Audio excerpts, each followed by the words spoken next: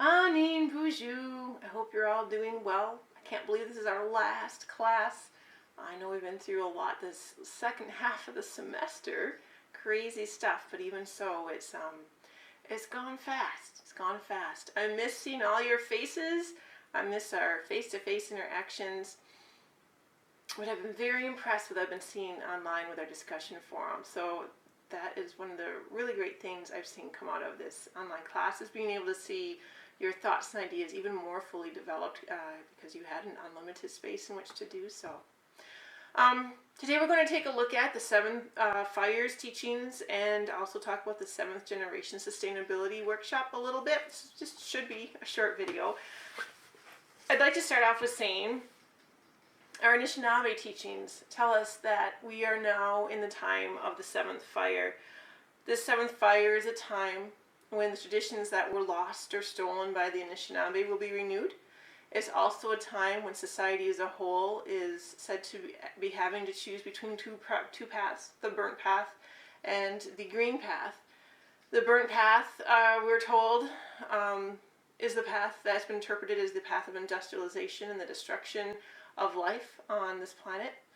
And the green path is that path that is based on land-based, earth-based, earth-honoring cultures and values, and it represents a path that the society can choose to walk, and whichever path it decides to choose, that of the path of the burnt path of industrialization or the green path of earth-based, indigenous inspired values, will lead us into the 8th fire, and which path we choose determines how that 8th fire will go.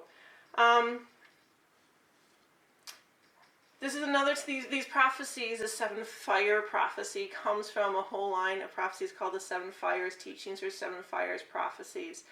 And in these prophecies that came over 1,000 years ago to the Anishinaabe people, it has to do everything with that 1st and 2nd fire, where the Anishinaabe people were told while they were living on the, what we call now the East Coast, but by the Atlantic Ocean, in the land of the dawn, that if they didn't move westward, trouble was going to come. And so many Anishinaabe did. As we know, I believe we've talked about that, some things we've had to skip because of our online thing.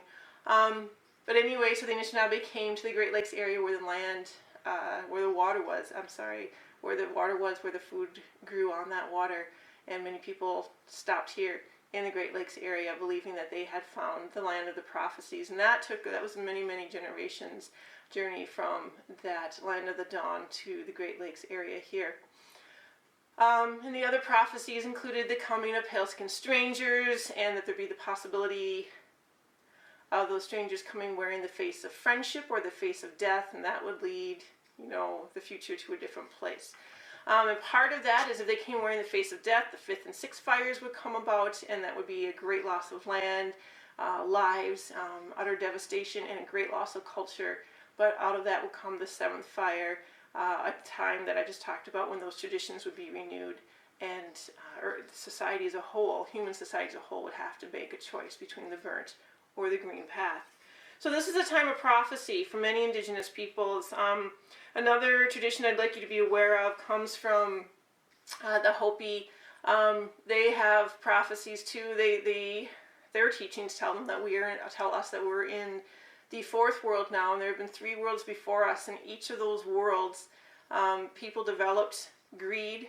They developed a lot of materialism, and they were able to do wondrous things. But in order to do those wondrous things, those teachings say in those previous 3 worlds, in order to do those wondrous things, they had to sever their connection with Earth. And they severed their connection with understanding the sanctity of life, and thus they ended up destroying themselves. And that's how each world came about, and that's how the 3rd world ended according to these Hopi teachings. And it's where they see this 4th world ending too. And they are saying this world is our prophecies are saying if we don't change our ways, we are coming to an end of a world, and we'll be entering the next one. Part of those prophecies include, they have I guess some people call it a pictograph. It has 2 lines, again, those 2 paths. There's a Hopi out in the southwest now. And those 2 paths, one depicts a line that just kind of peters out, it goes zigzagging off. And that's the line of destruction, of a destructive way of living on the earth. And then there's another line that has some images of people and corn plants, and that's considered the line of life that continues through those worlds. Those are the people who remain dependent on the land and aware of the relationship with the land, and they continue through despite the destruction of world after world. So according to various indigenous teachings, indigenous prophecies, this is an incredibly important time that we live in. And the question really is, what will those 7th and 8th fires hold? There is another concept that's different, even though it uses the number 7 again, and that's the 7 generations concept. It comes, you'll find the principle in various indigenous nations, but it comes a lot from the Haudenosaunee and the Haudenosaunee Confederacy, where they make their decisions as a community. Sorry, you might hear my dog in the background. Where they make those decisions as a community. What they do is they think in terms of 7 generations. They think of honoring the ancestors and the elders of the 7 generations past. And they think in terms of honoring those unborn 7 generations in the future. And they make those decisions based on that. How can we honor our elders? How can we honor our ancestors 7 generations in the past? And how can we think about our impacts and ramifications on those unborn generations 7 generations in the future? And I want us to really kind of get our minds around that and think about, with that 7th generation concept, what would you, if you could imagine your ideal society and you had 7 generations to get to it, and I'm going to sort of dictate a little bit here. I want your ideal society to be based on following that green path, that prophet that is talked about in those 7 fires prophecies. What would your ideal society look like if it followed that green path and it had 7 generations to bloom and blossom and come forth? And as you're thinking what your ideal society would look like 7 generations from now, that's about 150 years from now, think about what steps can each generation take from now until that 7th generation. What steps can the generations who are alive today take? What steps can the 2nd generation, the 3rd generation, the 4th generation, successively on into the 7th generation? What steps can they take? Then I'd like you to ask yourself, how does your image of where you would like to see us be 7 generations from now, how does that impact how you live your life today? Just as an example, if I'm thinking about the ideal society, I'd like to see a couple things. I'm not going to go in-depthly. Of course, I would have a whole lot, but essentially the idea is that we would have a society in which we voluntarily agreed to have maybe 1 child per couple, so we could bring our population numbers down. And I figured it out with numbers in a rough ballpark in 7 generations. If we were strict about this on a planet-wide scale, this is ideal, right? We could be less than 1 billion people in 7 generations just through voluntary birth control alone. Less than 1 billion. That's only 150 years from now, and what a difference that alone would make. But the other key thing I would like to see in my ideal society is that we have a love, respect, and understanding for all of our relations, to the point that we actually look at them as self-determining, sovereign beings who have that right to life, liberty, and the pursuit of happiness, and who have that right for us to be entering into a respectful relationship with them, recognizing that whether they're plant or animal or whomever they are, their life and our lives intertwine to the extent that we give and they give lives in order so that other lives may live, but that the key thing is that we engage in the honorable harvest type of relationship with them, and we follow those guidelines when we have to take life, but yet we also know how intertwined we are and how much we love that life, and that we come to a society that is able to do that. So one example as to how our generations who are alive today could maybe start working towards that is maybe to start doing some sort of a rewilding land project, which would involve sustainability for people. And I want to go into that a little bit here. So interrupting my previously recorded thing here, not 20 minutes after I finished recording and packed up and had everything set, I sat down to read this book I'm reading. It's called To Speak for the Trees by Diana Beresford Kroger. And she's somebody who, when she was in her early teens, she was raised by some people in her family, an aunt and uncle, and the people in her traditional community, which she said her family went back there thousands of years in this particular area, and she's learning these traditional Celtic ecological knowledge and the philosophies there. And interestingly, she talks about going on her first medicine walk with her Aunt Nellie, and she says that her aunt she taught me that the most fundamental rule in harvesting nature's bounty, coming from this tradition, this Celtic tradition, was to, quote, always leave enough for the seventh generation. So we're talking about the 7 generations concept. We're talking about thinking for the future, honoring the past. This is exactly what her education was to over in Ireland, trying to learn those traditional ecological knowledge and philosophies of her Celtic traditions there.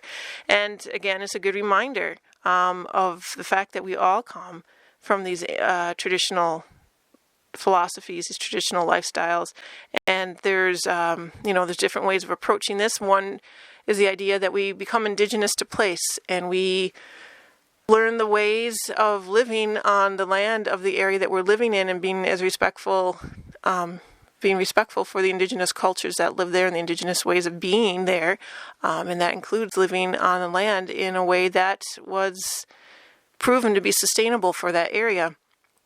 An additional way is people will say we're all indigenous to some place. Our families all come from these indigenous earth-rooted traditions, so learn where your family, where your ancestry comes from, what that ancestral knowledge is, because that is so important too.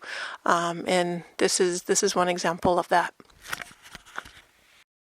So, the rewilding project, the 7th generation rewilding project.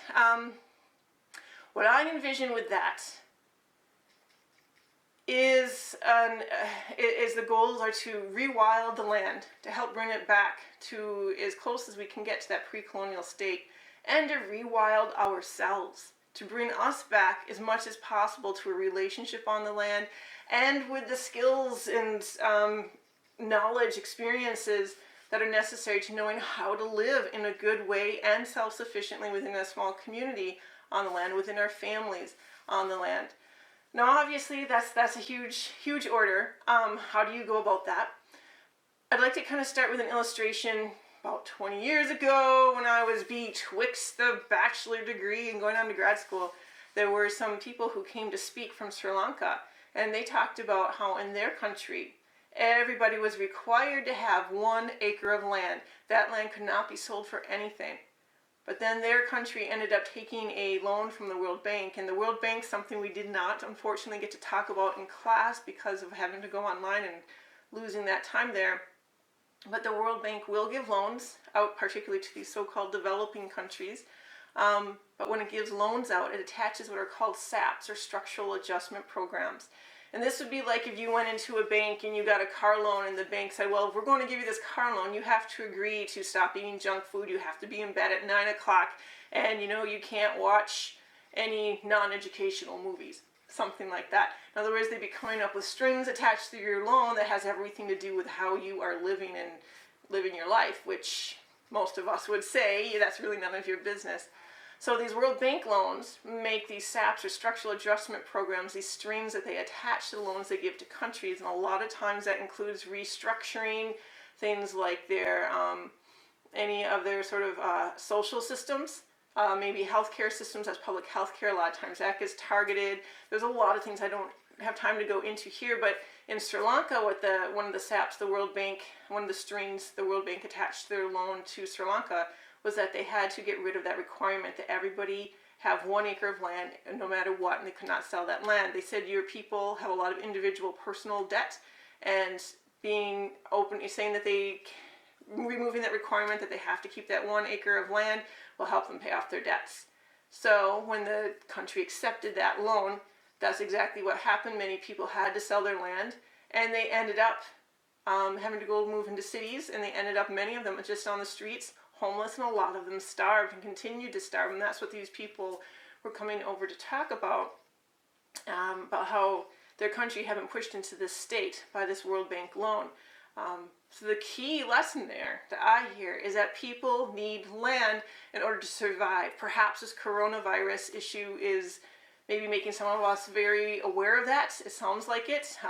Demand for seeds, for example, is really high, but if you don't have a place to plant those seeds or grow those seeds, what are you going to do? If you're not aware of the wild edibles, what are you going to do? For example, many of you may be looking for vitamin C. If you have cedar trees around your house, you can go harvest some of those little cedar branches, the greenery part of it, doing it in the way of the honorable harvest. And that's really good for you in vitamin C.